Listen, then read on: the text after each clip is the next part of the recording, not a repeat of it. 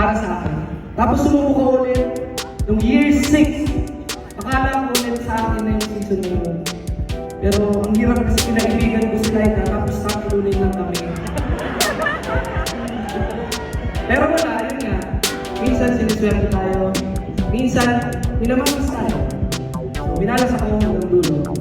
Pero kahit nadapa ako, buong buo yung loob ko na bumalik sa All-Star Grand Restaurant.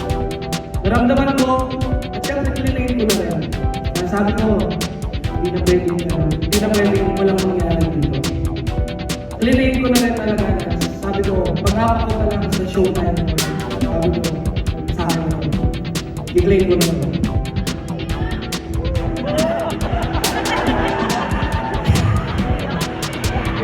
Hindi kasi diba, ewan ko kung nagkaroon nyo kasi yung unang laban ko, ako po yung huling nag-perform at patalo. Malapit na pong malaglag yung Team Agimat noon. And ako po yung naging way. So sobrang thankful ako. Ako yung naging way para maisal ko yung group. Tapos nagkaroon ng tiebreaker. Nalaban ko si Noe. Sobrang dami kong lang yan. Sobrang dami. Tapos nung round 2,